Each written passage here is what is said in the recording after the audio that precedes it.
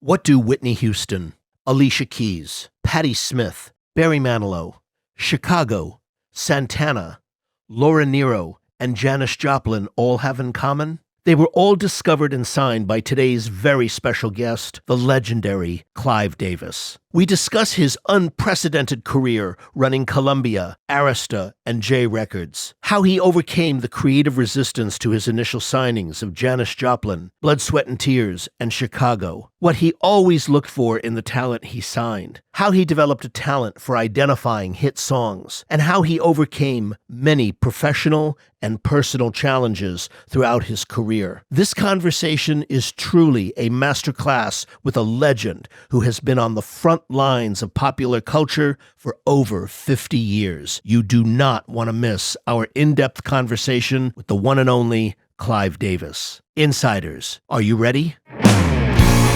Welcome to MUBUTV's Music Business Insider Podcast, where our mission is to educate, empower, and engage artists and music business professionals who are dedicated to having a successful career in the new music industry. Here are your hosts, Rich Ezra and Eric Knight. Welcome back, Insiders, to another episode of the MUBUTV Music Business Insider Podcast, where our mission is to educate, empower, and engage your music career. Today, we have a very special episode in store for you. It's our in-depth conversation with legendary music executive Clive Davis. We discuss his entire career, from how the Monterey Pop Festival transformed his professional career, what he learned from working with so many great artists over the years, how he developed his ear for hit songs, and how he overcame the many personal and professional challenges throughout his career. But first, a word from our sponsor. Hey Insiders, are you looking to take your music career to the next level? Then you need to know about the Music Business Registry. The Music Business Registry is the leading music industry publisher of the most up-to-date contact information for major and independent record label A&R, music publishers, artist managers, music attorneys, music supervisors, and much, much more. The Music Business Registry is the trusted industry standard and source, serving the music business community for over 28 years with the most accurate and up-to-date contact information available. Their titles include the A&R Registry, the Film and Television Music Monthly, the Music Publisher Registry, and the Music Attorney Registry. All of their publications are available in print, PDF, CSV, or online subscription. Visit them now at musicregistry.com and receive a 10% discount by using coupon code MUBUTV10 at checkout. That's musicregistry.com, coupon code MUBUTV10. When you're ready to put your music to work, musicregistry.com. Welcome back, Insiders. Today's interview is with an extremely, very special guest of ours. It is with the legendary, one and only Clive Davis. My entire career I owe to Clive Davis professionally. I've known him for 43 years, worked for him for 6, and so this was a real honor to be able to have a discussion about his entire career, to be able to look back at all aspects of it, and to really have a deep dive into so many aspects that are so important and that really helped give an insight into what made him so successful. Yeah, I mean, I'm just glad that we finally got this interview. It was a long time coming, and just, so honored to have Clive and share his thoughts with us and the audience. And we really hope that you guys get some really incredible value out of this. One of the things that I really was amazed with Clive during our conversation with him was how sharp and how he continues to stay on top of current musical trends. And that's been the theme of his career since the beginning, of how he's pursued this, and talk about taking meetings with the up and coming songwriters where he talks about that, and how he just never felt like he knew it all. And that's what I've always admired of what you've told me, and just seeing it firsthand with him. Yeah, absolutely. I mean, he summed it up best when he said, I'm paid a lot of money to worry. Right. When he said that.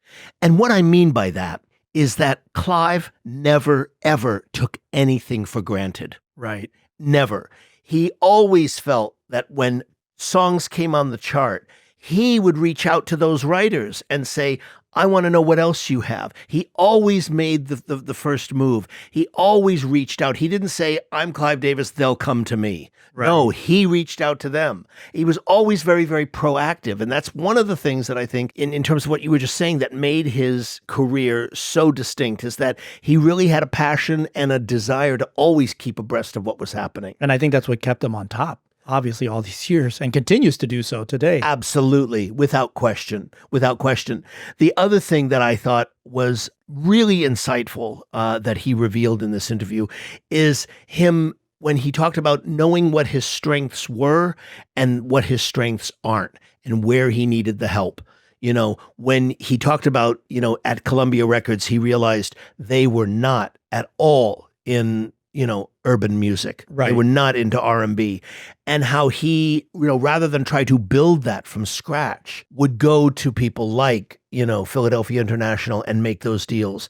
And it was his insight into always selecting the right people who not only could, bring hits, but could also sign the right artist. There's an enormous difference. It's almost like a casting agent. I think he's probably the ultimate casting agent for the music industry when you think about it, because you and I, when we talk about The Godfather, the casting on that movie was just Stupendous. superlative. Yeah. Look at all the stars that came. And I see Clive as that, like the ultimate casting agent. Yeah, exactly. And what's interesting about what you're saying, Eric, is that he also, and we didn't really get into this, but I can just say it from working with him, he also had that same ability with hiring of executives. Right. In his own career, people who the public may not know, people like Donnie Ienner, people like Bruce Lundvall, people like who've had massive careers of their own. Richard Palmese, Right. Exactly. Who and all the executives that went with him, including all those executives that went with him when Exactly. So I just wanted to make that point because it's an astute observation that you have in terms of casting. He was not only great with songs, but he's also very, very good with people as well.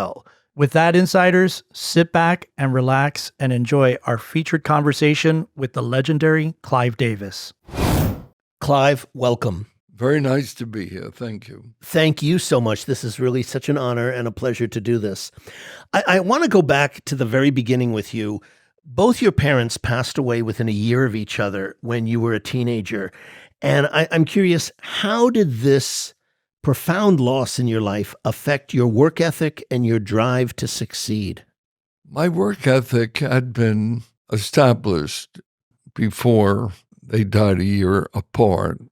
I was just finishing my freshman year at NYU. So that, of course, a very traumatic blow to me. It was so sudden that it probably affected me for the rest of my life, that there are events that could take place that can affect you for the rest of your life.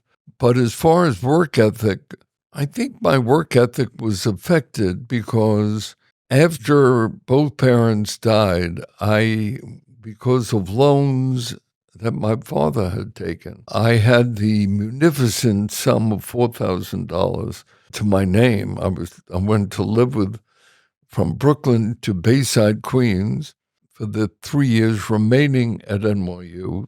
My sister had just been married maybe 2 years with a 1-year-old daughter.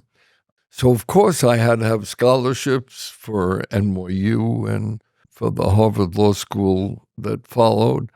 So in order to maintain your scholarship, you had to have at least a B+ average. So I made sure, that I maintained that average above, and the work ethic was really established in my elementary school years at PS 161 at Erasmus Hall High School in Brooklyn. It was natural to me. Okay. Clive, thank you so much for joining us. It's a real honor to have you on the show. I wanted to ask you, what was the musical climate in the culture at the time you took over Columbia in 65? Okay. Well, when I took over Columbia, they were the #1 classical label. New York Philharmonic, Philadelphia Orchestra, Cleveland Orchestra. We're talking Leonard Bernstein. We're talking Eugene Ormandy and George Sell, Vladimir Horowitz, Isaac Stern. So although it's funny to reminisce about that, because you don't hear much at all today about classic recordings, but classic recordings at that time, with Columbia being so preeminent, was a healthy part. They were also #1 in original cast albums. I had My Fair Lady and West Side Story and Sound of Music. Goddard Lieberson, the gentleman who preceded me, who mentored me, who somehow came up, and he didn't know I had ears. I didn't know I ever knew that I might have ears. So, it's by now a fairly well-known story that he offered me, when he became a group president, to become head of the musical instruments the day before. And I was about to decline it because it would have been my moving to California. And I had 2 young children at the time. There was no way that I could do that. So that the day after, when I came in, there was a call awaiting me at 9:30.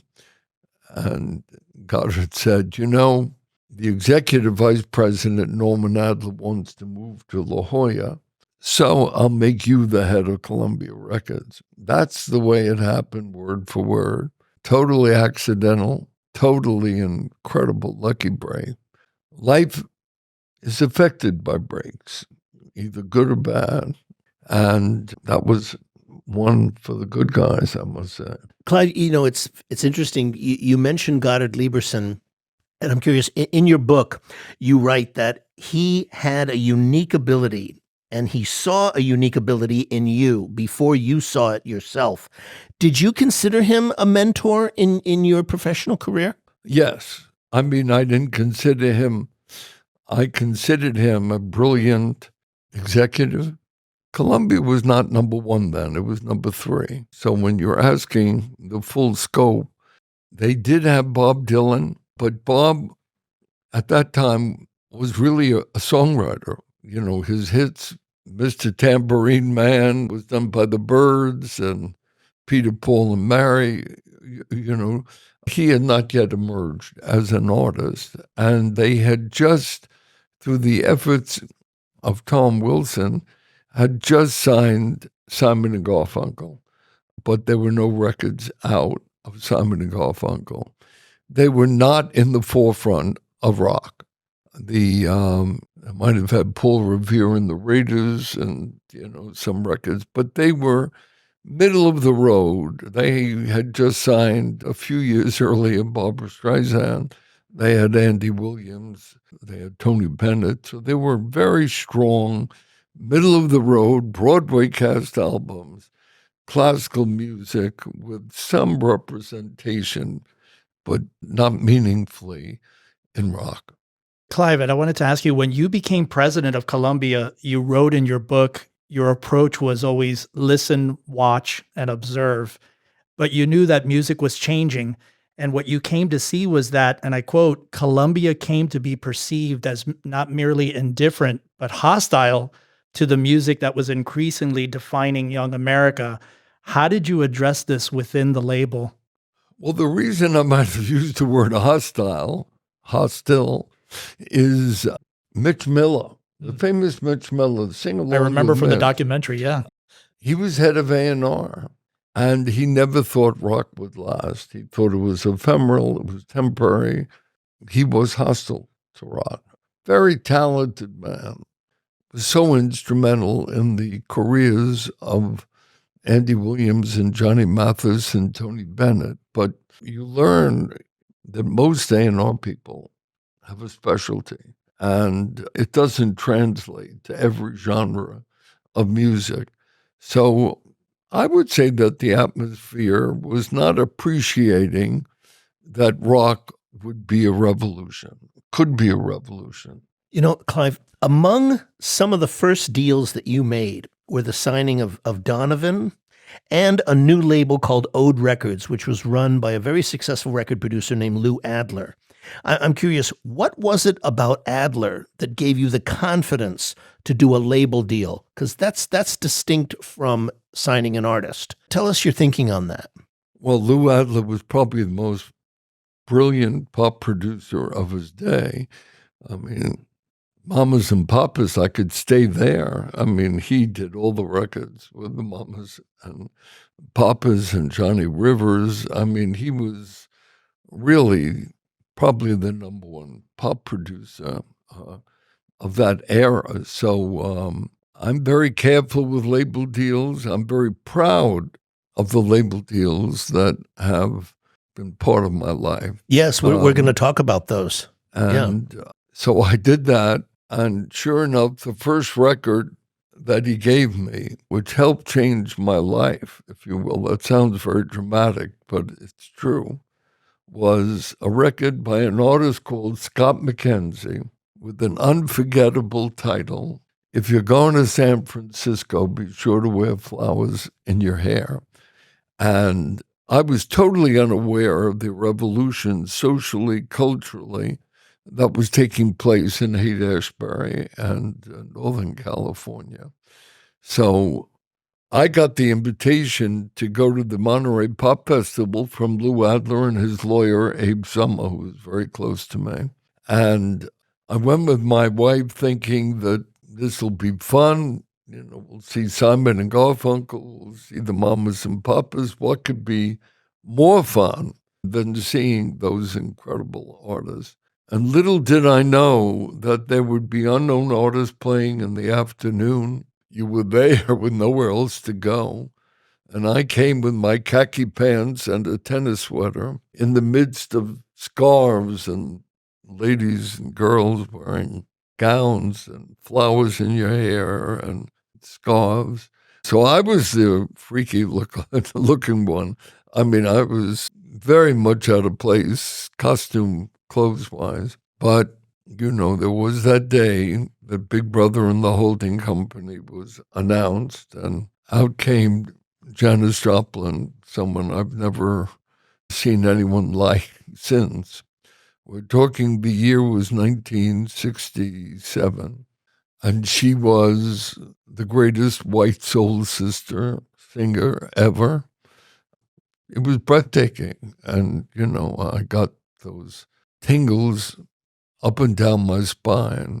I really had to go into some deep thinking because I couldn't read music, I couldn't play music. I was head of the third largest label, okay, but never did I dream that I would sign artists. But there were no other really A&R people or heads of companies that were there. And that was a moment of truth for me. And I finally, if I would, say to myself, you got to do it. You just got to do it. And that began. She was the first artist that I ever signed. The second was also a band from Monterey called the Electric Flag with Mike Bloomfield on guitar and Buddy Miles on drums with horns.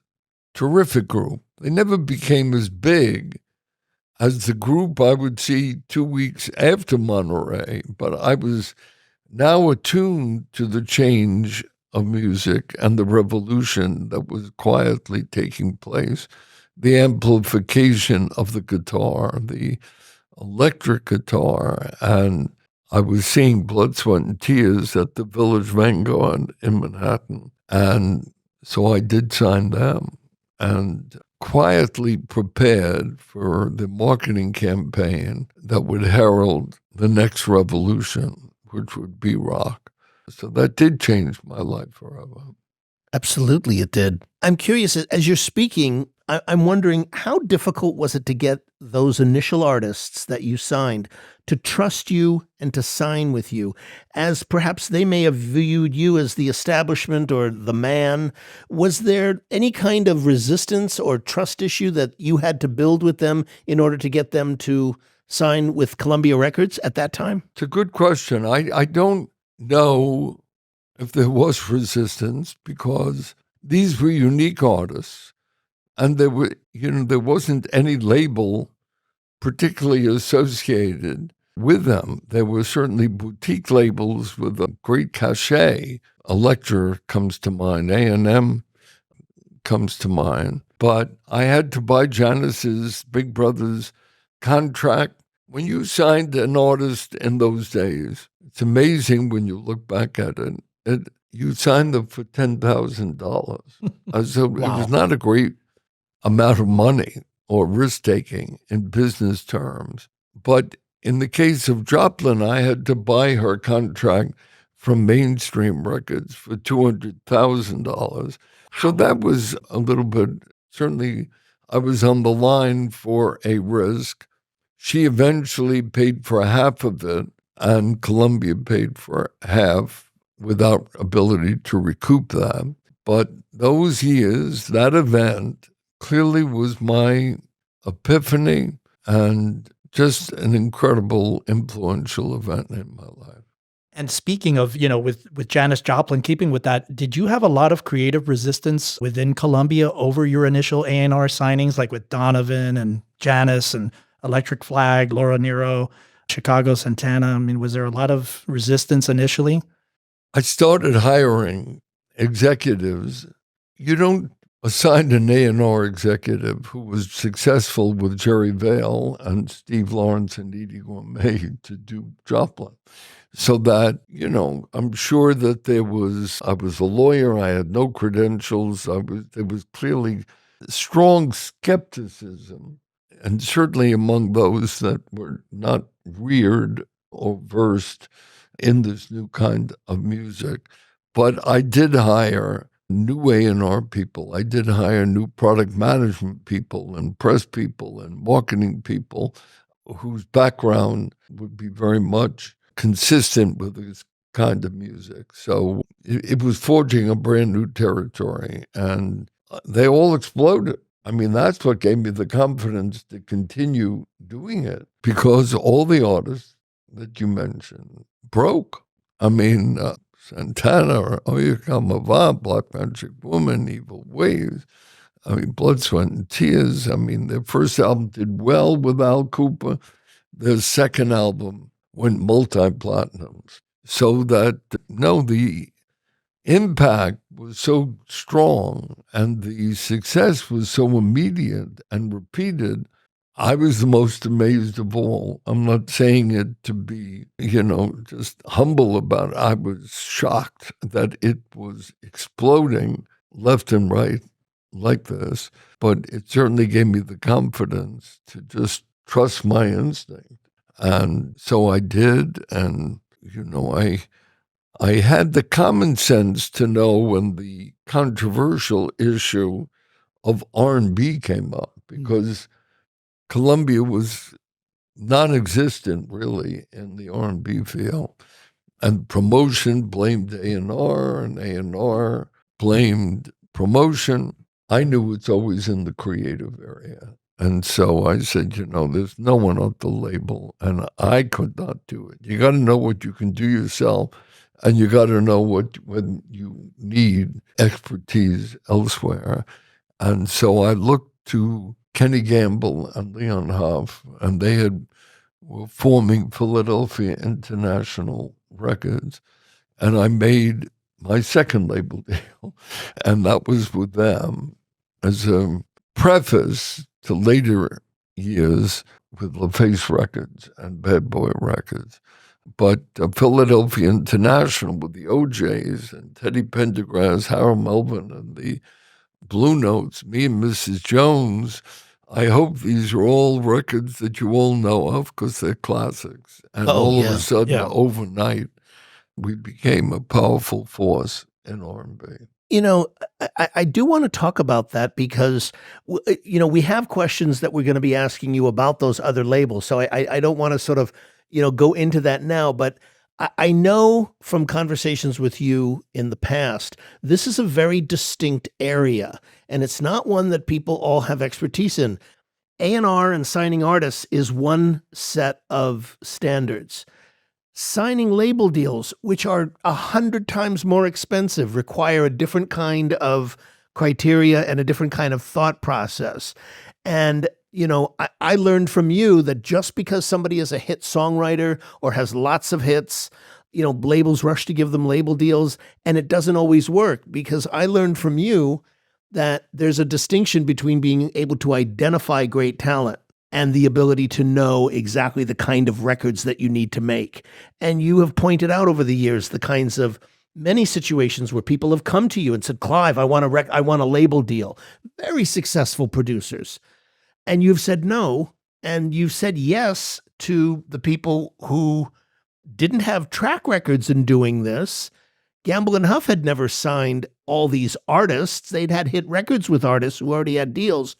but it's a very interesting aspect of A&R that doesn't get talked about a lot. And it's one that I think it costs a fortune of money, to invest and to do that. Well, the answer is I never signed a label deal without separately gauging the talent scouting ability. So in the same way that you might give a label deal to someone who would not be able to produce in the studio hits, but the idea of talent scouting or identifying who would be stars is a total separate talent. And so, yes, without mentioning names, the biggest hit producers would always want a label deal. They would want the equity. They would want to own it. They didn't want to just deal with a royalty. But I would never, just based on the records they produced, I would separately say, all right, bring me one or two artists that you would sign, and let me just see if we'd be on the same wavelength. So I definitely turned down, certainly warmly, because it's the same people that could make huge records, being gifted producers, but they might not be great talent scouts. Between 71 and 73, Clive, you put on a series of 3 concert events, one which was at Madison Square Garden for MOR, one in early 73 at Radio City Music Hall for classical, and your most ambitious event in the April of 73 at the Amazon for rock music. What was your intention with these events? Well, there were separate intentions. I really look back fondly because people know of my pre-Grammy Gala that I've been throwing since 1976 and emceeing. And, I'm rarely asked, where did that kind of instinct begin, or when did it exist, or when did you feel? I did it, the Radio City, because, as I mentioned, we had a great classical music roster. But classical albums sold a fraction of a major pop album without hits. So I was trying to say, look, I took over Radio City Music Hall. The concert began at midnight. That's when I would go to every rock audition. You go to Max's Kansas City, you a small little club in New York, and you would see the new rock artists beginning at midnight. So I took over Radio City, and I had E. Power Biggs, an incredible organ player, on the organ at Radio City, and Anthony Newman and his chamber ensemble. And I showed that we sold out, no producer, no promoter, no one would take that on, but I had a vested interest in attracting youth to classical music. And so I took over Radio City and we sold it out, and it was a wonderful event, giving unique attention in the media to classical music. The same reasoning was true of taking over Madison Square Garden for, quote, middle of the road or easy listening artists, so that here we had a fabulous middle of the road, easy listening Percy Faith and Johnny Mathis and Vicky Carr. So I packaged Johnny Mathis and Vicky Carr and Percy Faith and went to promoters no one would touch taking over Madison Square Garden. But I wanted to show that these artists could draw, and they sold out Madison Square Garden. Again, that was my motive, and that we pulled it off. The Amazon Theater was something different. What occurred there was the New York Times, on its front page, had in black headlines that Bill Graham was closing the Fillmore East and the Fillmore West. His theaters, great rock palaces, is contemporary music dead, was the subheading of that. And I said, oh my God.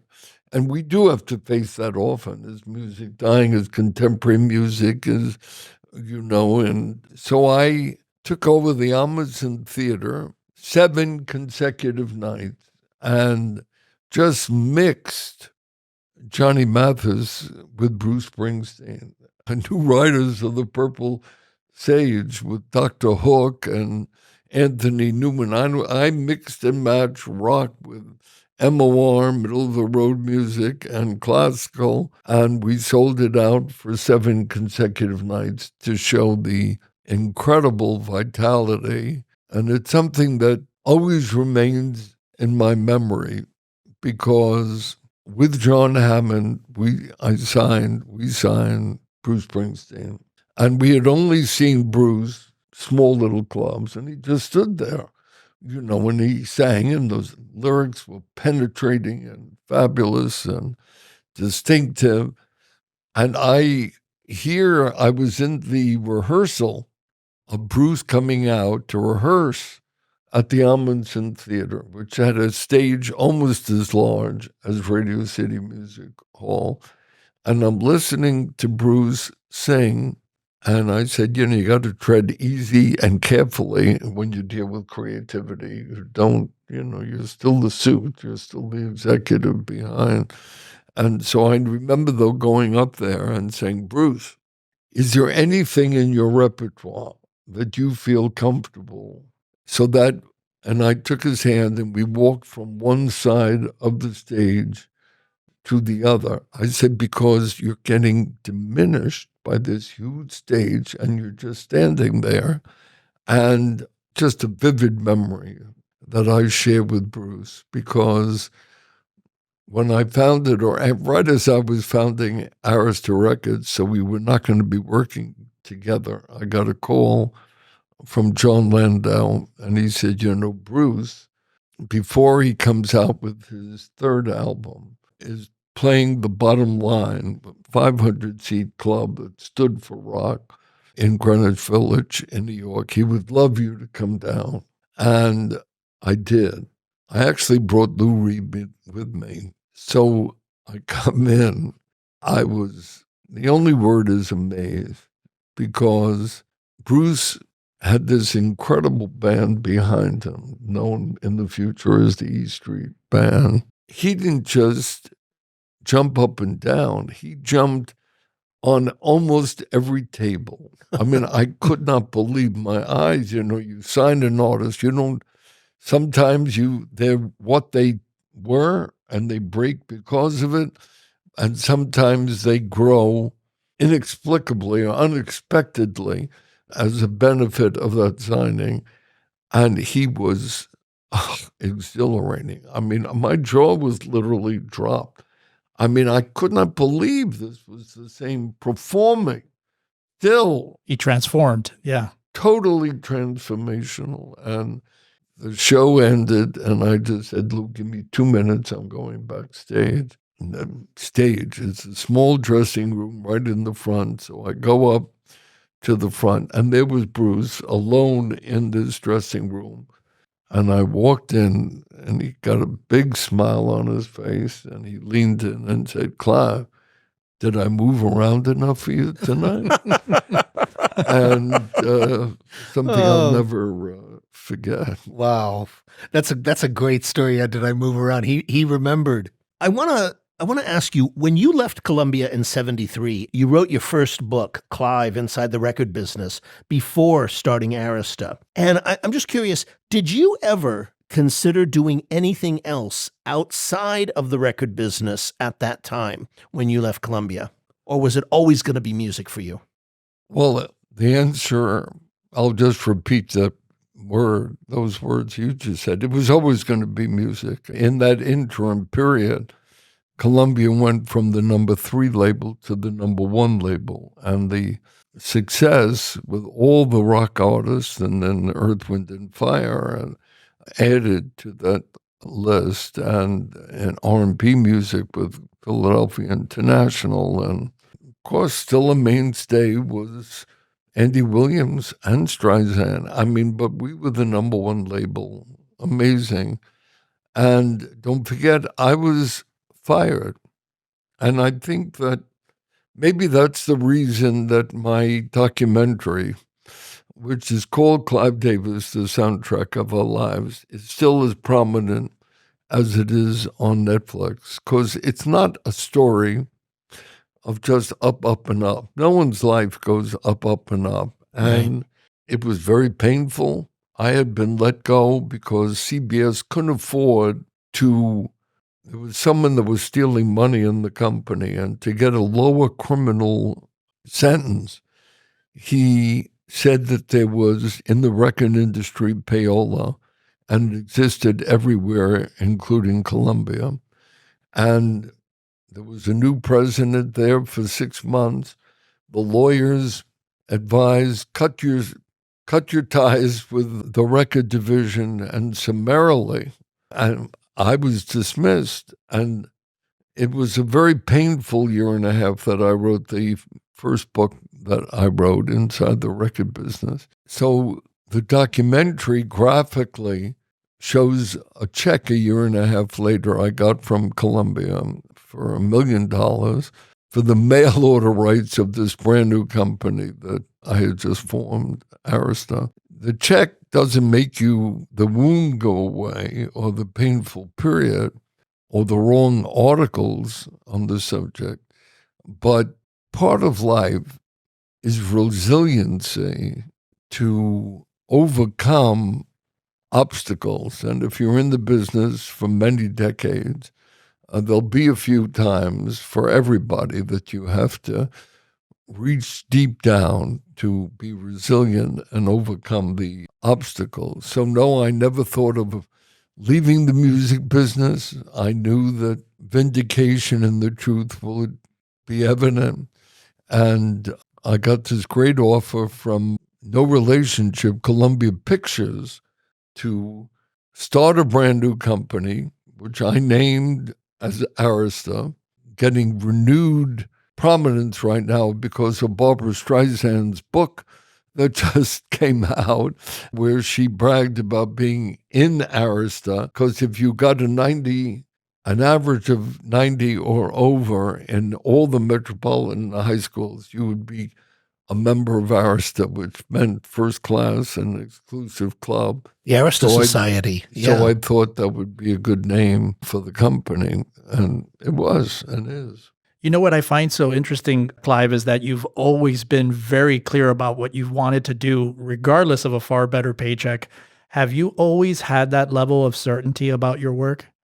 I've never had a level of certainty. I would always say I get paid a lot of money to worry. So part of things are not to become overconfident, never to feel this is certain to break. Always feel that you've got to do everything you can because the obstacles are formidable in breaking a record, an artist, so that, no, I was never certain. With every project, I worried. And is there anything more I can do to make sure that this record or this artist breaks? And I think it's important to have the mindset. So often you find, this is not the time for swagger. This is the time to worry and do all you can with a healthy work ethic to make sure that what you want does happen. Clive, when you left Columbia, you had several offers to go to work for various companies. I know Chris Blackwell at Island, David Geffen at Asylum, Robert Stigwood at RSO, and before that, Jack Holtzman and Steve Ross had offered you deals at Warner Music. Ultimately, you went with the deal that Alan Hirschfield and Columbia Pictures offered you. What made this the right choice for you at that time, given all of the offers that had come to you? Because each deal, well, they came at different time. Okay. The offer to head Warner's from Steve Ross and be the boss of Mo Austin, Ahmet, and Joe Smith, and Jack Holtzman, I would be a corporate person, and how clever it was for them to get me away from the operational signing of orders. So notwithstanding the much greater economic terms, I knew that I would not be a corporate guy and that I loved operating and I loved being on the line for it. The different deals that you mentioned, I was offered 50% of Chris Blackwell's label in America, similar with Robert Stigwood, but a tax came into being in the UK, taxing 50% of any monies that nationals would invest outside of the UK. So, different deals fell apart for different reasons. And in the case of the Columbia Pictures offer, I would not only get the money to fund the company, but they had a label, which I had nothing to do with. There's been all sorts of press stating that I was at Bell Records. I was never at Bell Records. But Columbia Pictures had a label that did have quite a bit of success in the pop field. And I could go up and down that artist roster and so of course I took the Fifth Dimension, and at that time, Tie a Yellow Ribbon, Tony Orlando and Dawn.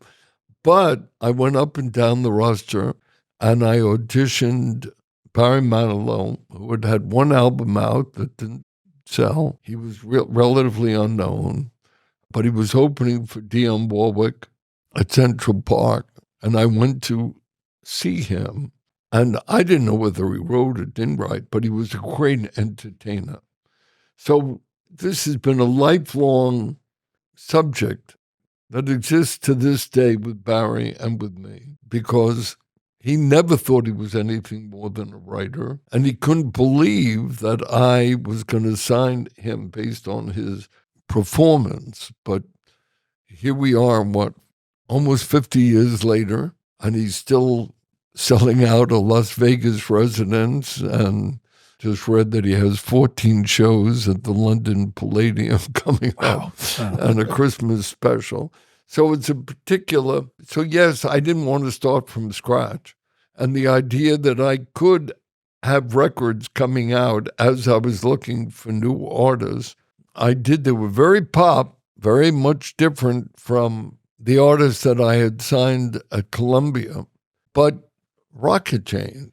And as wonderful as the new wave or the punk rock artists that were carrying the scene then, and so I was signing Patti Smith and the Outlaws and attracting the Kinks, Grateful Dead. Yet there was Barry Manilow, there was Melissa Manchester, there was the Bay City Rollers.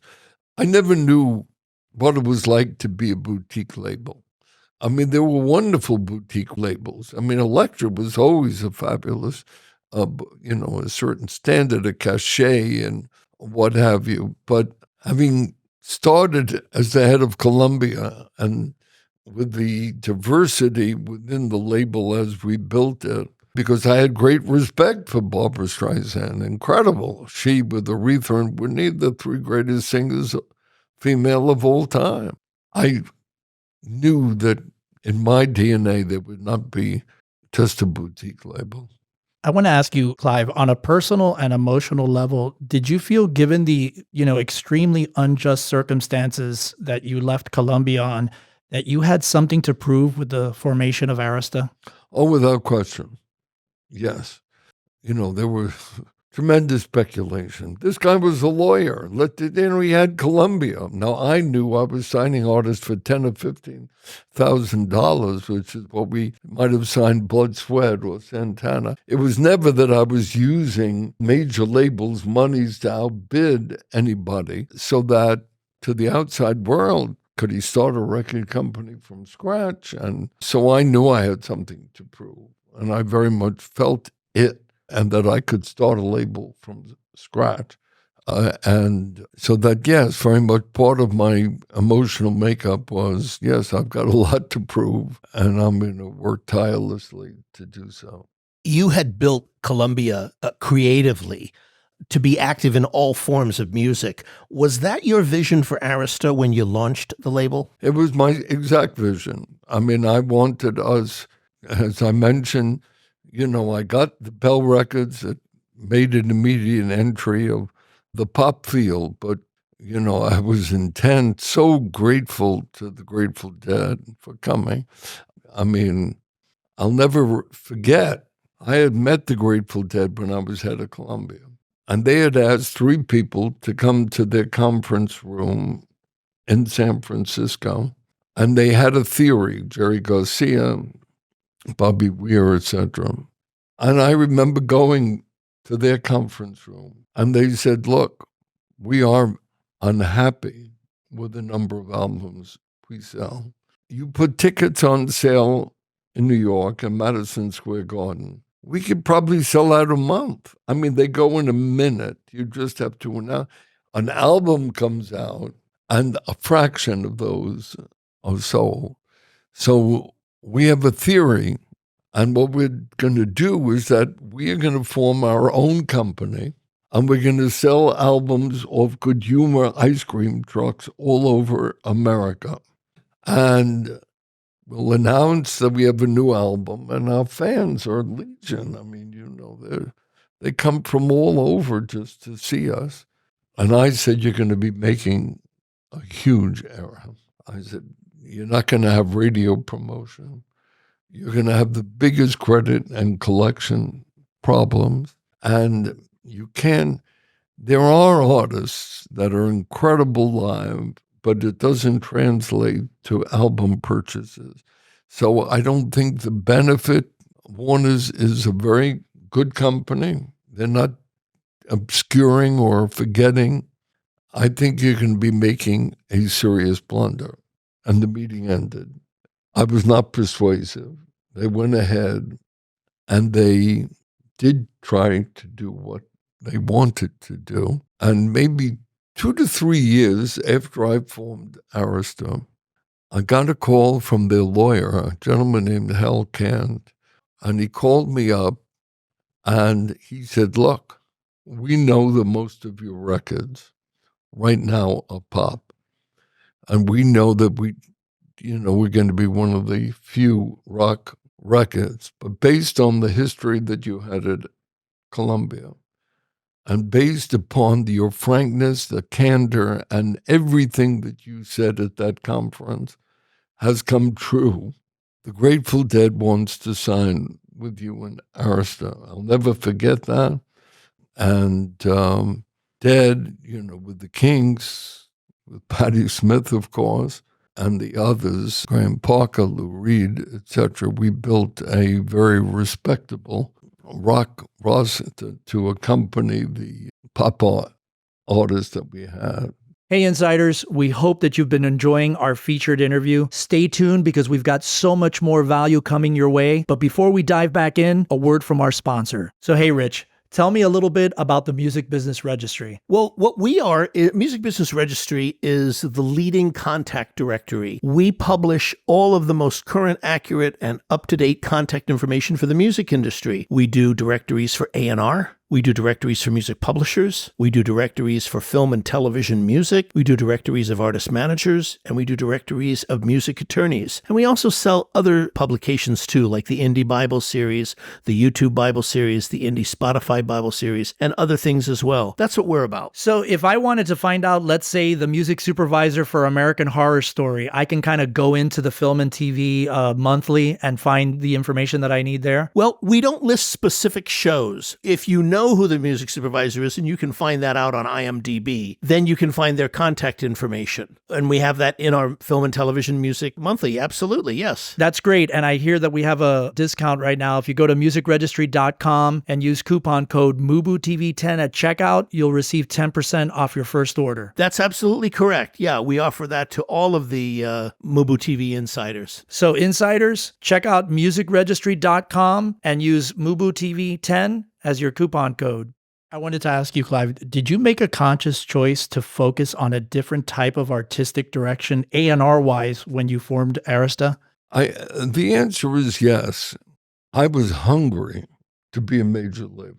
I was hungry to show that we could compete with Columbia and RCA and Capitol, and to depend on only rock artists to do it would not accomplish that task. So I had to reach down and say, look, all right, we've had unbelievable success, trusting instinct of mostly self-contained rock artists that wrote their own material. But I've got to see if I could come up with songs. I've got to see if my ears can accommodate signing artists who could not write or would not write. And A&R stands for artist and repertoire. So at Columbia, it was all about the artist for the most part. At Arista, it was definitely, while I was eager for self-contained rock artists, I honed in the very first record. Barry Manilow delivered his album to me, and I said, it's a real good album.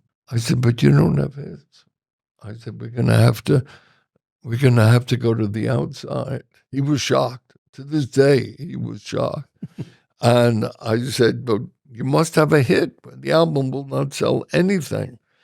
And I came up with the song Mandy that was then titled Brandy, but an epic. We had Looking Glass with Brandy, You're a Fine One. So I knew we had to change the Brandy, and we changed it to Mandy. And that really began. So Barry gave me 2 songs on every album because Mandy went to #1 and he became a big star. And so those 2 songs, has led to I write the songs, Can't Smile Without You, Weekend in New England, Trying to Get the Feeling Again. And he, at the same time, has gotten into the Songwriters Hall of Fame with Copacabana and This One's for You and One Voice, etc. So that has always been our relationship where I've shown up the performance, arrangement of outside songs, and he has continued to write, and it worked. When you formed Arista, you were coming from Columbia, where you had established a good base of executives, many that you had hired for many years. I'm just curious, how do I put this? Did you feel that you had a challenge when you formed Arista in working with brand new executives? I know some, not all, but some you had worked with, like Elliot Goldman and so forth. But for the most part, the staff was totally new to you. Was that a challenge in the early years of Arista for you or not? It's always a challenge to have the best executive team so that you can't exist on your own. So you've got to hire the best executives. And so being a brand new company, there was a tremendous opportunity to hire the best executives. And I'm very proud of the fact that many of the executives over the years that I've hired have become presidents of other record companies. I was never afraid to hire somebody too good, worrying about whether that would be an awkward situation. And so, I have great warmth for the many years that I've spent with the terrific executives that I shared with at Columbia, and certainly those with Arista and Jaybreakers. Patti Smith, the Alan Parsons Project, Al Stewart, the Outlaws, Barry Manilow, Melissa Manchester, Bay City Rollers, and Eric Carmen all had really great debuts on Arista. What were your greatest challenges in those early years when you were launching Arista? Every artist that you just mentioned. I mean, it sounds, in looking back or in hearing your reciting of those artists, I mean, Alan Parsons Project, I mean, it was a cast of musicians and vocalists, and I came up with the analogy, I think, to Ingmar Bergman of movies, so that, look, every artist, when you sign them, is a challenge, and it's very healthy, and you should view it as a challenge and not view it, they're a certainty or that they're going to make it. I mean, obviously believe in them, but understand all the obstacles and all the qualities that you need in an artist. It's such a source of pride for me today that 50 years later, and Carlos Santana is still headlining wherever he goes. Patti Smith still gets such reverential, deserved love, from every performance. Or Barry was still selling out huge arenas everywhere. That all these years later, that the artists are still as strong as they are. Very, very, very gratifying.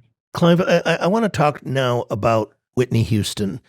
Talk about how you discovered her, what your feelings were when you first saw her and making that debut album, because that was a long procedure. You had a really strong vision for that first record, and you took an immense amount of time to make that debut record in the selection of songs and producers and so forth. I knew that she was a unique talent. There was no question her vocal ability was awesome. But it's like a movie actress. If you're Betty Davis or Meryl Streep and you're in bad movies, you never will emerge with the kudos that you get. So that it was very important. And it took 2 years. I mean, never again did it ever take that long. But here I had Whitney audition in New York. Then I took the Roxy in L.A.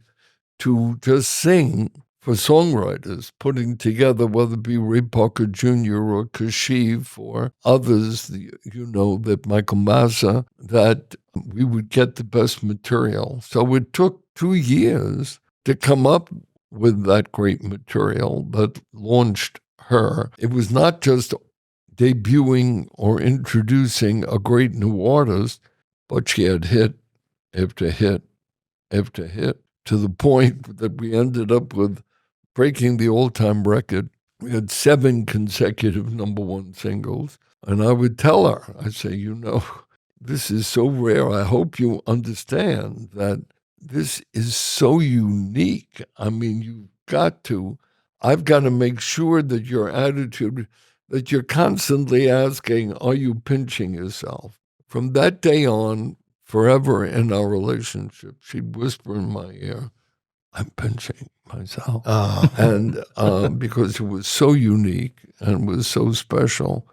But material is critical, The other thing is, at one point, Whitney came to me and she said, the critics, I get some good reviews. I get reviews that I could see they don't respect because I don't write the material. And I noticed that Madonna is now co-writing. I noticed that Janet Jackson is co-writing. Should I write? Everybody's approaching me to collaborate. I said, look, you never want to sit on top of the creativity. I said, look, I have no idea whether you have writing chops. I encourage you, if you really feel restrained, to try to write, but just know that the bar is going to be up there, and you've got to be able to write the greatest love of all. You've got to be able to write, I will always love you, so that the criterion, because economically, I never received a penny as executive producer for either records or publishing, never took any money because I would never want any artist that I was not involved with to think that I can break all these records if I'm economically interested. So I never received any royalty there. But I said, try it. I've seen more artists. Taylor Dane, when she wanted to write, never could write the hits after we had 10, 11, a greatest hits album, 2.5 million, a terrific singer, but not a great writer. She succumbed to the entreaties to collaborate, and she never had a hit again. Melissa Manchester, who could write Midnight Blue, Come In From the Rain, but for a pop artist, they've got to keep having hits. And although we did Don't Cry Out Loud, and you should hear how they talk about you, whatever the pronoun is, but there were big hits. And she decided, I've got to write. I said, so years later, she said, how did you let me tell you? I was 27 years old, and you let me tell you that I want to write? I said, there was no, that you were intent. I had to leave the decision to you. I could never force you to do it. And you've got a great voice. The analogy is more to Streisand than it is to Joni Mitchell. And among the greatest, so the 3 greatest female, and the others, there are so many, Gladys Knight, Patti LaBelle, there are so many great singers. But basically, Streisand did not write, Aretha did not write, and Whitney did not write. But their records of great songwriting. So I have tremendous respect for the professional songwriter, often maligned, because most of the critics in music are rock critics, and I've been there. I mean, nobody got worse reviews than Barry Manilow. Nobody got killed more than the pure pop artist who did other people's material. There was no respect at all, and that's so unfair and so wrong. It's a great segue to the next question. You know, you've dealt with a lot of self-contained artists as well as those who rely on outside songs. Some like Whitney, who didn't write, which you just mentioned, understood this, and others who have been notoriously resistant. How did you deal with this? We actually interviewed John Kalodner, great A&R guy, and he discussed the challenges of this very thing with Aerosmith. In your book, you have a great story about Annie Lennox and your being hesitant to suggest outside songs to her. What were your reservations about that? She's so good. I mean, she is right up there with the greatest artists of all time. And she's intelligent. As you see Annie Lennox, and tell me why, when she puts on those eyebrows in that video. Is there ever a video more graphic or more meaningful? Every expression, she could be a great actress. I always said she could do anything. So I was personally, not because of her, she's a wonderful lady, I was intimidated to suggest that I should compliment with an E, her approach to material and submit outside songs. I regret that, personally, to me, because, wow, what an artist, what a voice, what a personality to help find, add to, never subtract from. So that's a regret, but it's only personal to me. She's among the greatest. Whitney's third album, you employed, I believe it was Babyface and Reed, to write the album. And you began a relationship with them that ultimately culminated in financing the LaFace records. In addition, during this time, you also had met and built a relationship with a man named Sean Puffy Combs. That's an interesting story to me because he shared his vision with you of where he felt music was going, especially hip hop within the realm of pop music and radio. And based on that, and the two artists, Craig Mack and 4 songs of Biggie's debut album that he played for you, you made a label deal with him. Can you talk about what it was that you saw in him that gave you such faith?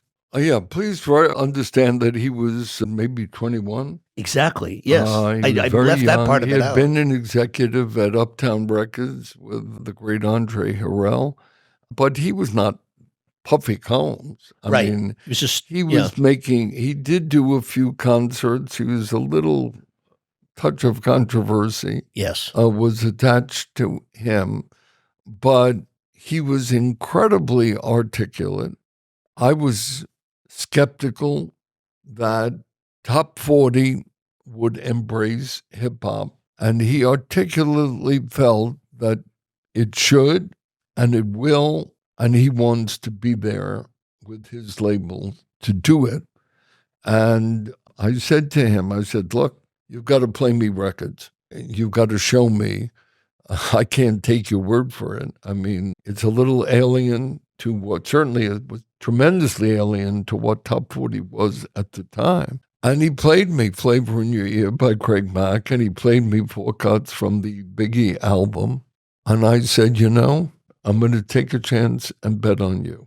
You're articulate, you're musically savvy, and what you played for me, I think, are great different kinds of material, and that's why I financed Badboy Records. You trusted his taste and the man Well, himself. I didn't trust his taste. Future. I felt the material that he played. I didn't trust. If I didn't listen, I didn't trust. No, I said, show me.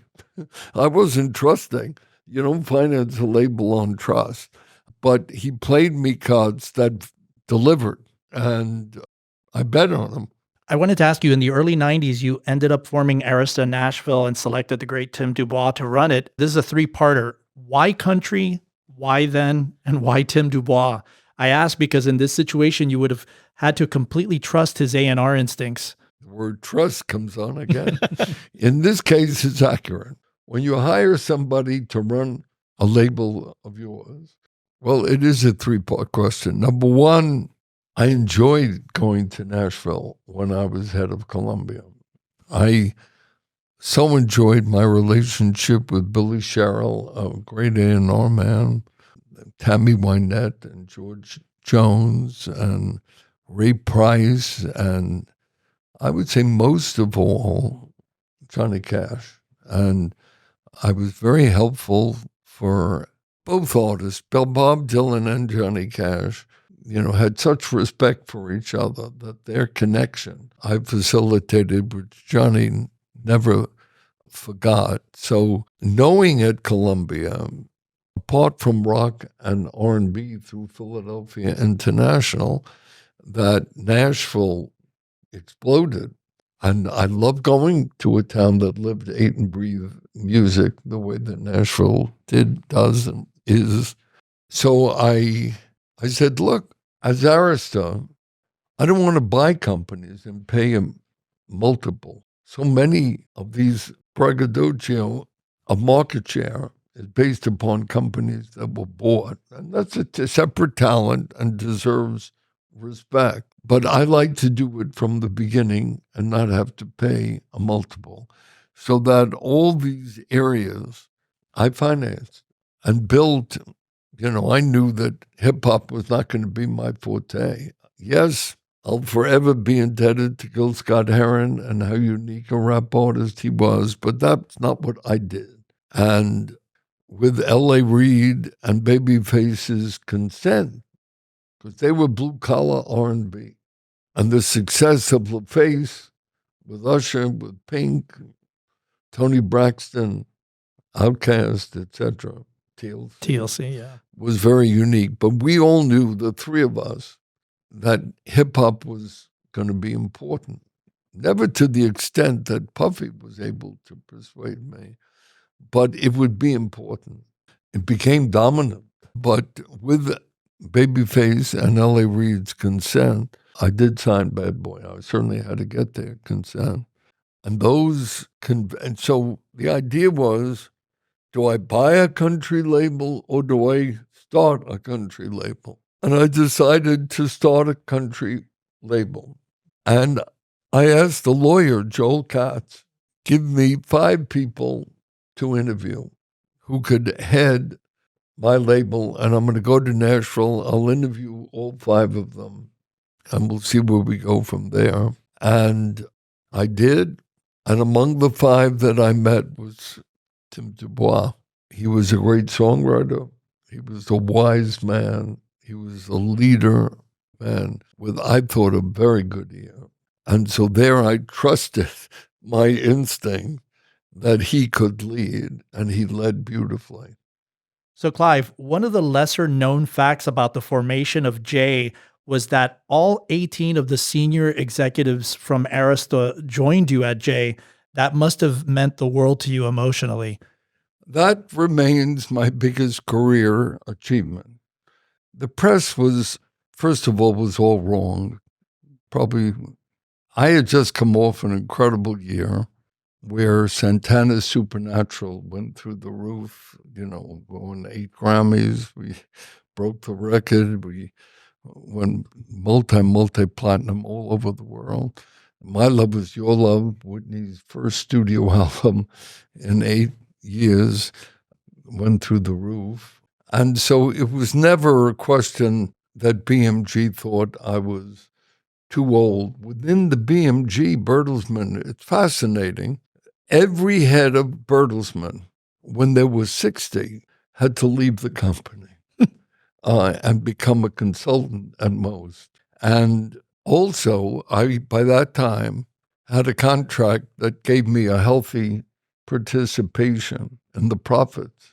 I was making a lot of money with the participation in profits of all the success that Arista had. So when they confronted me with the Bertelsmann policy, because I was then like 65, 6, that I should become the corporate head worldwide of Bertelsmann BMG Music. It would take me out of the operating level, and for the same reason that it was a compliment from Steve Ross. I was loving what I did, enjoying it, getting gratification from the continued success. So they were nervous at some point, not that they knew I could do it. They said, look, we cannot lose you. So tell us what the conditions are for us to retain you. And they had made the decision to appoint L.A. Reid as my successor at Arista. So I took a home. It was the millennium, okay? And I took a home in Hawaii for my family and I to spend the Christmas vacation. And I called Charles Goldstock, who was my president, to come to Hawaii and to outline what it would cost if I started as a major label, what the requirements would be.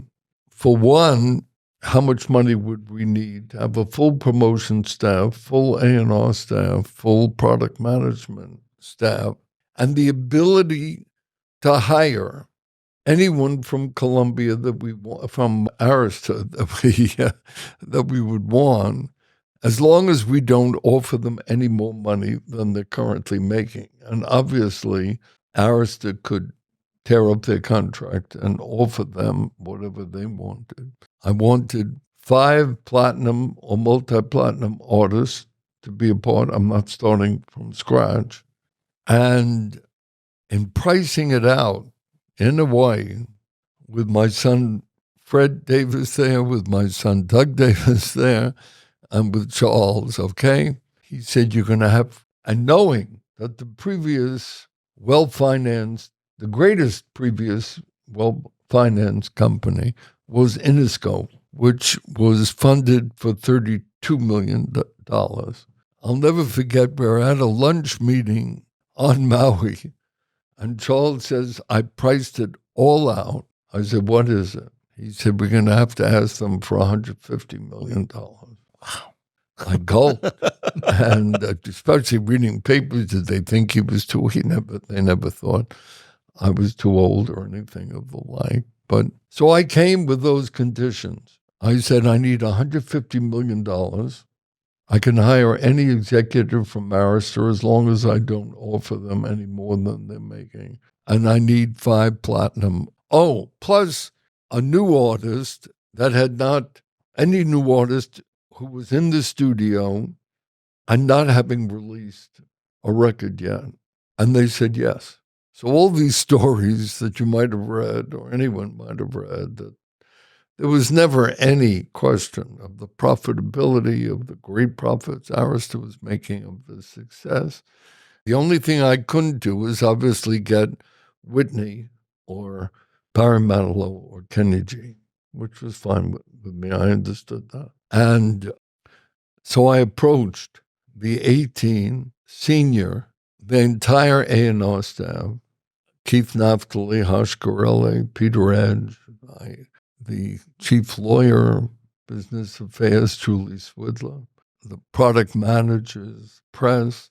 And my proudest moment, because when you realize they all had families, and what is the chance of a brand new label making it, where Arista was rolling, soaring, 18 out of 18 came. And so it's one thing to be a challenging top executive, but you got to do it in a way that everybody understands that's what's needed in order to succeed. And never are there unfair criteria that you got to meet. So that is what I'm proudest of. And yes, 18 out of 18 came. And Alicia Keys, who they offered even more stuff to and more money, she loyally, as a brand new artist who never had a record out, came. And we were off and running, and a lucky break with a TV group called O-Town. Their first record went to #1, and we signed Busta Rhymes, and his album went platinum, and Alicia, of course, went through the roof. and Maroon 5. Maroon 5. Did I see Luther Vandross? Luther Vandross, we really were on fire. So it was really only more than, maybe 2 to 3 years later, with all this success, Jay was a joint venture. They would have had to pay me a fortune. So they made the decision to give me the entire music business, which included RCA Records and included Jive Records and Arista, and it all came back to me. So Whitney and I were reunited. So I'll tell you a Whitney story and what made her so special and why it was very important for me to make sure that the movie on her life, when you saw the TV shows, was so bad, so sensationalistic, and she died under such problematic situation with an addiction that she could not, the lethal power of drugs. She fought valiantly to beat and succumb to it. So we're reunited. And I said to myself, okay, the last time I saw her, it was scary. She was a skeleton. She was on Madison Square Garden stage at a Michael Jackson tribute concert, and she really looked terrible. And the tabloids heightening it, she near death, what's going to happen to her? And we weren't working together. She did one album in her life without me. It was not successful. And we were being reunited, so I was nervous. I was scared. What does she look like? What does she sound like? I've got to go visit her in Atlanta to meet her in person. But before I did that, the Princess Grace Foundation of Monte Carlo were on worldwide television offering me a Lifetime Achievement Award. So the whole program on TV would be built around the artists that I've discovered and work with. And so it really was a fabulous artist lineup of Alicia Keys and Christina Aguilera and Dionne Warwick. And Celine Dion was there. Not that I had anything to do with her. But I get a call from Whitney 2 days before that concert in Las Vegas at the MGM Arena. I take the call, obviously. We had not spoken in maybe a year and a half. She said, are you getting a Lifetime Achievement Award on TV, no less, in Las Vegas? I said, Whitney, in 2 days. How did you not ask me to perform? I said, because I haven't seen you since the Michael Jackson concert. I don't know what you look like. I don't know what you sound like. I was not calling you blindly. I was going to come down to Atlanta to meet with you. She says, I'm dealing with my problem. I've gained most of my weight back, a little thin, but nothing like that. And I'm coming. I said, what do you mean you're coming? She says, I'm flying out. I said, Whitney, it's 2 days before the concert. They booked all the artists. I mean, I can't just allow you to, I said, and the next day I'm throwing this big party in my villa. All the artists are coming to it. She said, Clive, I'm flying out. There's no way you're going to have this concert without me being part of it. I said, I'm holding my breath. I can't even be there. Where are you going to go? She says, well, where is it taking place? I said, you're going to have to fly out tomorrow. I'm not dare telling ABC. It's going to be headlines all over the world. I said, you're going to just fly directly to the MGM Arena. I will have Charles Goldstock and Tom Corson there because I'm hosting. I cannot not attend. And the band will be there. She flew out with Pat Houston. She went directly to the MGM Arena, Ricky Minor conducting the band. I get this call from Tom or Charles, I'm not sure. And they said, look, she looks a little thin, but she's Whitney. She's great. I call ABC up. I said, when I say thank you on the program, I'm going to say the only way I could show my gratitude which is word for word what I said. I'm sure you'd find it on TV. I said, the only way to show my gratitude is to bring on the greatest singer in the world today. When I said Whitney Houston, I've never heard a louder roar. 18,000 people in the MGM arena, standing and screaming. They were all reading the tabloids. They were all thinking, would she live, would she not live? And she came on right to the tip of the stage and sang to me, okay, I believe in you and me. And she sang, I will always love you.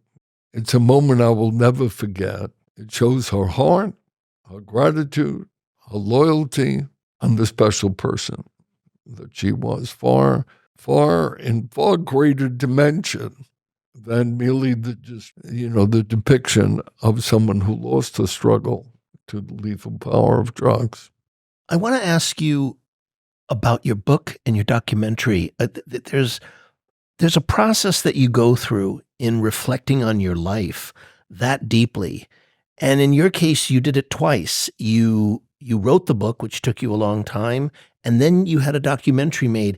And I'm curious if you could share with us, what did you learn about yourself in writing the book and in making the documentary? Is there anything that you learned about yourself in that process? I mean, you were writing about your whole life. I don't know what I learned about myself. I wrote the book there have been so many inaccurate articles at the time when it was headlines, why I was being let go at Columbia. So it really was a matter of factually just telling the truth, never bragging because no one's, what it takes. And the book I wrote, the documentary, I turned over to Ridley Scott and his team. I had no idea whom they were going to be interviewing, and there were no instructions, to stay away from any issue. So that was purely within the team that made the documentary, where I felt, yes, we turned over the check that CBS wrote to me for $1 million after there was no payola at any major company, including Columbia. And that was very gratifying. But the documentary stands for resilience. As I said, it's not a puff piece. It's a gripping documentary. It's one third year on Netflix and still a major attraction. So the book, for those that want the letters I get from those that want to love music or be a part of music, that being in a position economically to give back, that I've endowed the Clive Davis Institute for Recorded Music at NYU, and very proud of who's graduated from there and what so many have gone on to Grammys and important careers, because that's how I was financed to get through college and law school. So I find both leading to a continued stream of letters as to how it affected so many people. So both projects have been very gratifying. Clive, I wanted to ask you, what do you look for in an artist, and has that criteria evolved for you over the years? And the follow-up to that, does it depend on the genre? Well, it always depends on the genre. I mean, if you're auditioning an artist that doesn't write, he or she better have a great voice and be a great presence on stage, uniquely, not just, talented, but sending shivers up your spine.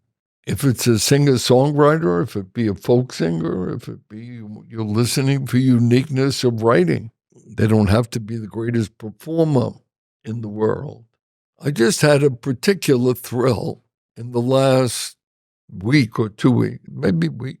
I had not seen this artist in 50 years, and he was giving a concert at the Capitol Theater in Port Chester, New York, which is not far from my weekend home. And I called his manager, and I said, I really want to see this concert. And I said, but you got to tell me, because he's known for not seeing anyone backstage. If I go, is it okay if I came backstage to spend to say hello for whatever time is appropriate. He says, well, number one, he doesn't have a backstage. You would have to go to a bus. He has a small bus outside the theater. I'll call you back. And he called me back, and he said he'll see you. So I went to the Capitol Theater to see Bob Dylan. And it was just thrilling to see him, just the unique, he and Springsteen, the poet laureate of the United States. And then to go backstage, and he had arranged the chair to face each other, closer than I am to either one of you. And we talked for a good 20, 25 minutes. And I'll only tell you the first thing I said to him, because it was a wonderful reunion. We had worked together. He always remembered that I picked Lay Lady Lay as the single from his Nashville Skyline. He was shocked that I picked that when he played it for me when we were together. And I said to him, you know, I've just read, like total coincidence, here we are together, and I'm reading articles. There's going to be a 700-page book on you. There's going to be a movie on you. And I read a particular chapter in a book that said that when you had your motorcycle accident, that you did, being away from the business for 2 years, that you would occasionally listen to a new artist to intrigue you. I remember one such artist was the rock group Cream, the Cream, and that you occasionally would listen just to hear out of curiosity what was taking place. So I said, fast forward. I said, Bob, I'm going to tell you a story. I had advised Paul Simon not to leave Simon and Garfunkel. That although he's with Stevie Wonder and Burt Bacharach, perhaps the greatest American songwriters, I knew that he would be able to have hits again. But I said, Paul, you're never going to sell what the institution of Simon and Garfunkel. I begged him as the head of Columbia. Obviously, I had a very strong professional commercial responsibility to point out to him the downside. It was not enough. He left. But he and I become great friends. He moved into my cooperative building that I lived on in Central Park West in 68th, 9th Street. His son and my son, Doug, went to school, same school together. And he called me when he finished his first solo album.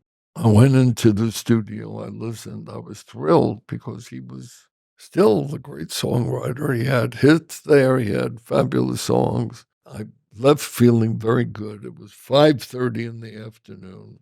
So I said to my colleague, let's go to the coffee shop on 72nd Street and Columbus. It was a few blocks from my home. So we go to this coffee shop, and we're sitting there for 2 minutes when the guy gets a look on his face of amazement. He says, you'll never guess who was sitting in the booth behind you. I said, who?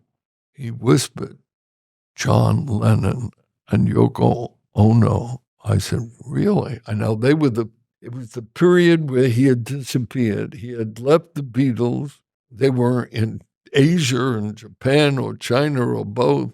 And no one knew where he was. It was a figure of such mystery. Of course, they were obviously looking at an apartment of the Dakota. And that's why they were in this coffee shop, which is on the same block as the Dakota. And so I said, all right. I stood up and I went to their booth. And I said, look, and John said, look, I know who you are. Get a chair, sit down. So I sat down.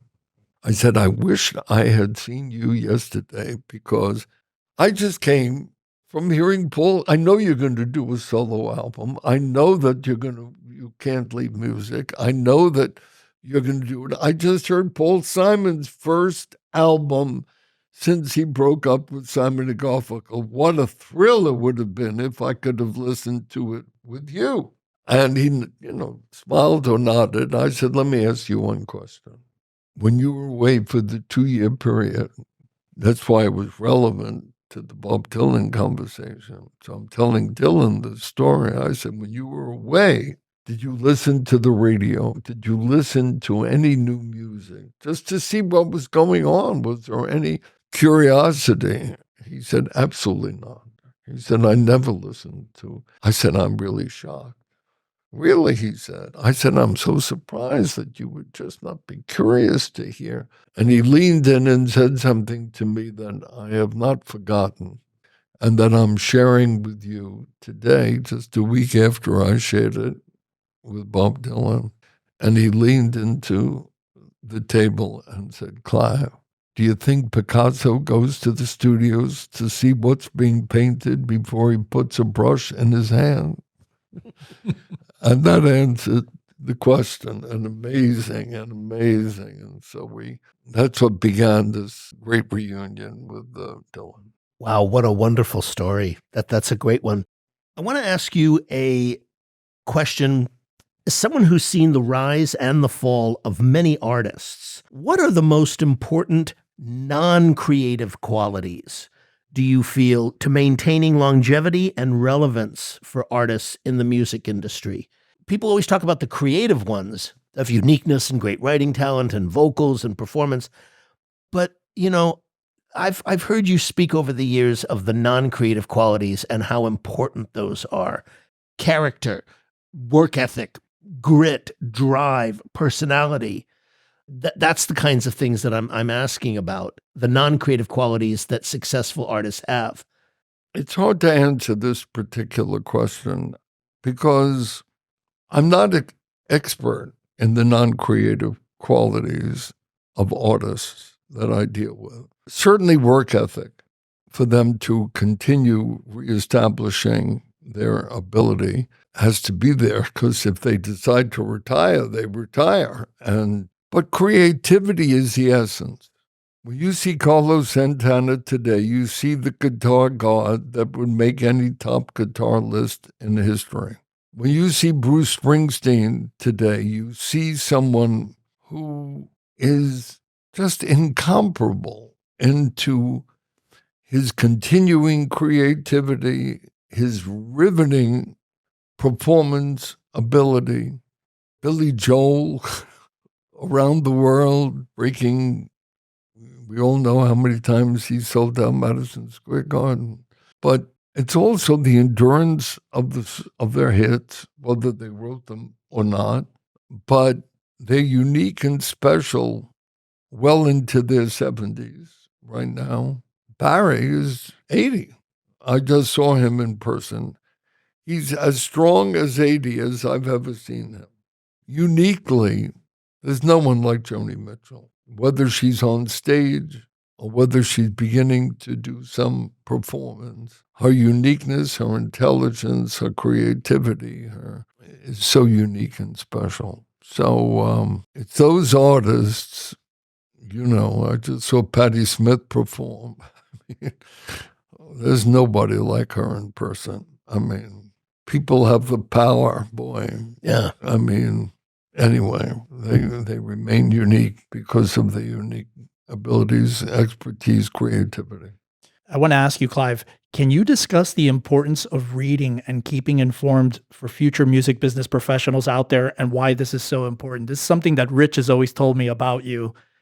Yeah, because Clive is the one who taught me that. Yeah.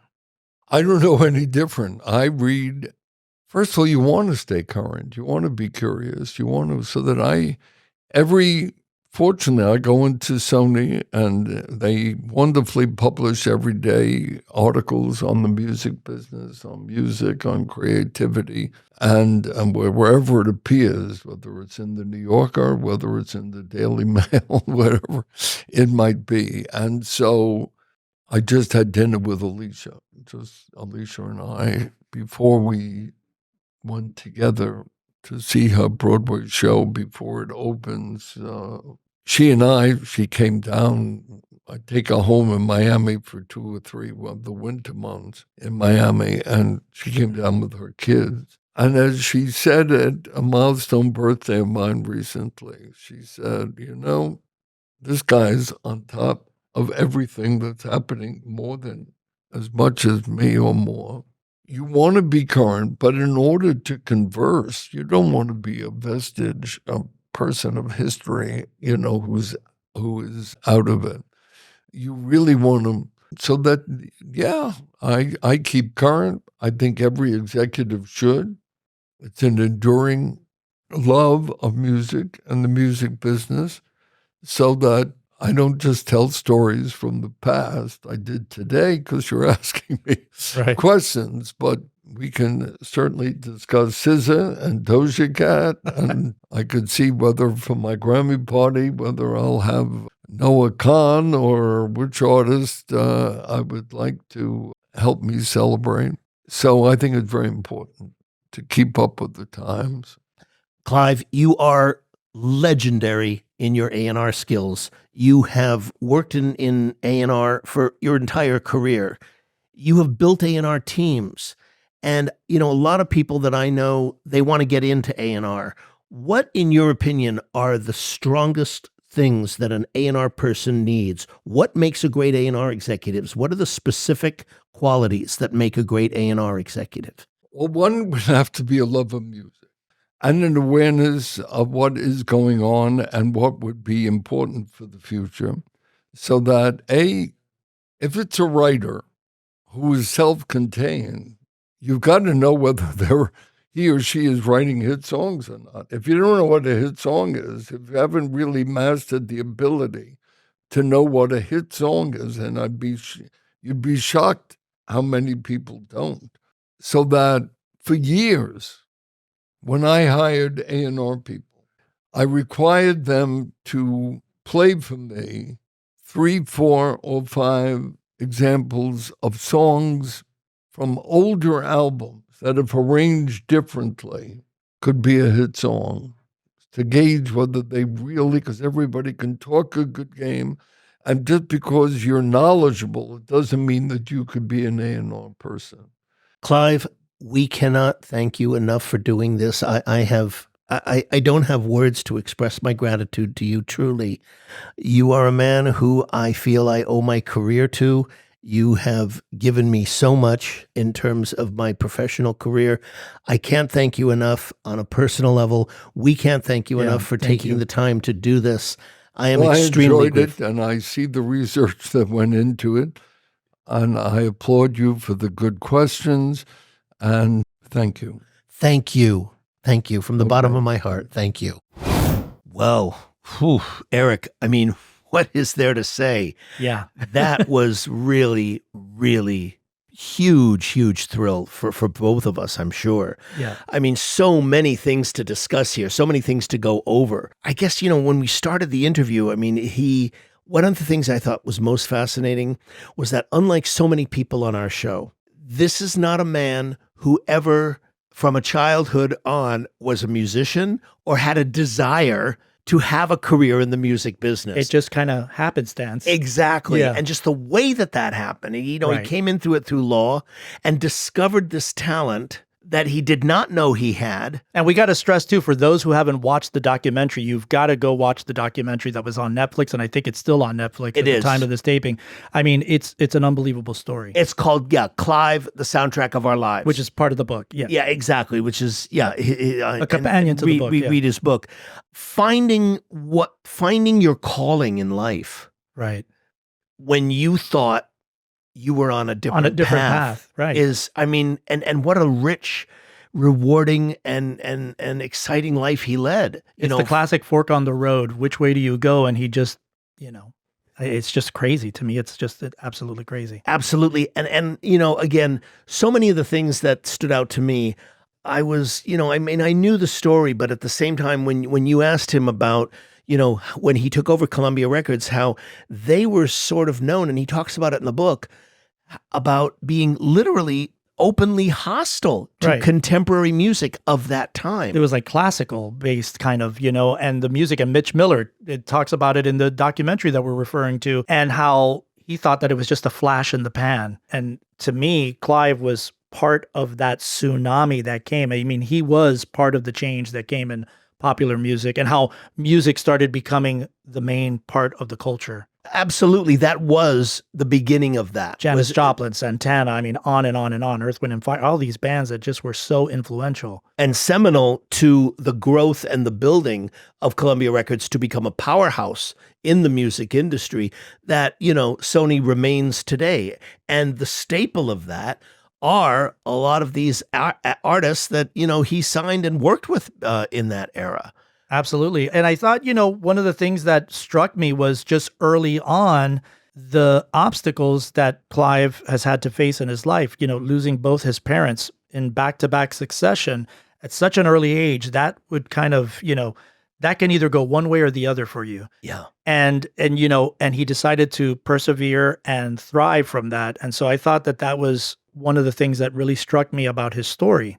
Yeah, absolutely. I mean, he addressed that, if you recall, later in the interview when I asked him about, overcoming many of the personal and professional obstacles that he's faced. And they have been monumental, both on a personal level with losing his parents and all that he's been through. And then the professional setbacks with what happened at Columbia, Correct. What happened with BMG, the forming of J Records, which was never intended, but as a result of, being pushed out, forming that, and having even more success and finding Alicia Keys and Santana exactly. rebirthing his career. Yes, absolutely. So, he spoke about resilience, and he spoke about, having that mettle in terms of your character as a person. And I think there's a lot to learn from that. Yeah. For people. This is a model. Clive is like a model of someone whose career has not always been Right. up. No one's career. No one's career. I don't care who. You can't name a single person in life who's had just a perfectly upward career where there's been no major setbacks. And that, to me, is very inspirational. Right. That you find the fortitude and you find the grit to persevere. And you realize, what you're made of.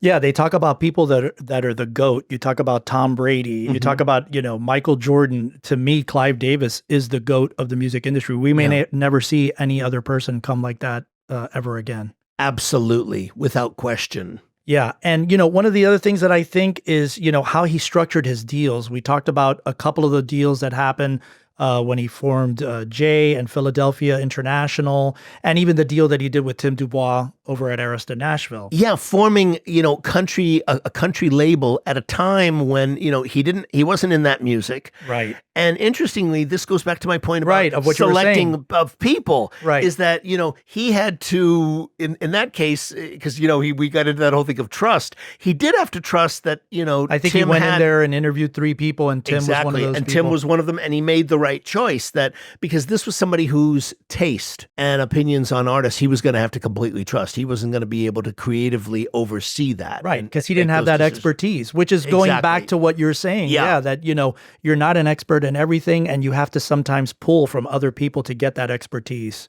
Absolutely. And this is one of the things that, I learned so well from him, is that you have to learn to focus on what your greatest strengths really are. And Clive, to me, is an example of an executive, a music executive, who not only knows what his greatest strengths are, but has had a career that is completely consistent with that. Hey, Insiders, thanks so much for tuning into this episode. We really appreciate it. To get show notes, links, and everything that was mentioned during this interview, head on over to our official website at MUBUTV.com/podcast/show notes. If you're enjoying the content and what we're doing here on the show, please subscribe to the podcast on Apple Podcasts, Spotify, or wherever you listen to podcasts from. And don't forget to rate and review our show at iTunes. 5-star reviews are always welcome and help to ensure that our podcast stands out on the top-rated and new and noteworthy charts on iTunes and our space. You can also find us at social media at Facebook, Instagram, TikTok,